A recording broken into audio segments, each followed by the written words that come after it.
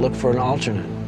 Mickey's operation was a very sound, very good operation, although it was limited. They wanted us to go more often, bigger airplane or something. And that's when we purchased a Cessna Conquest. We paid $980,000 for it.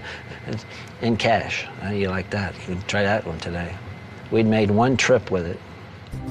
Sometimes you just get bored, I guess. In that particular trip, I went up there. Not to unload it or put it on the truck, it was just hanging out. The pilot knew he was going to have a problem when he could see the lights of Tampa on the horizon, which meant he was too high.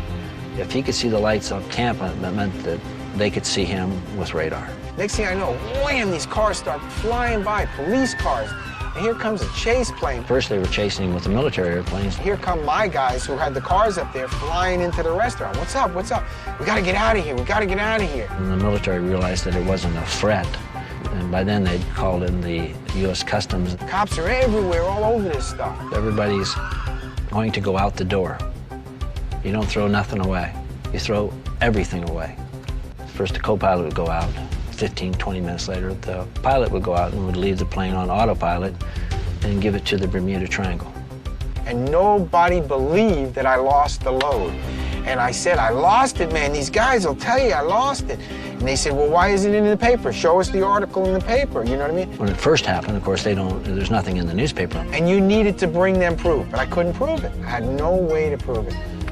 Man, they came flying to my house with machine guns and cruiser killers. I remember my brother and I were out on the porch, and these two guys drove up. Rafa came. They get out of the car with guns. You fucked us. You took our load. And of course, me, I go right over and get in his face and start screaming off my property, blah, blah, blah. Colombians were actually afraid of this woman. Next thing I know, John comes out of the house. My brother comes out of the house, and they both have weapons drawn and standing there with a laser shotgun. And she didn't give a shit who came. Rafa could bring 6, 7 guys, and she was a big girl, and Rafa was only like 5'5", and she was looking down at him, screaming and screaming. Of course, there I am screaming. You ain't coming in my house today. But it looked like they were going to have a gun battle right there. What are you, crazy? For this amount? Why would I take your load? I could have ripped them off, but I didn't do it. Are you nuts? I'm working tomorrow.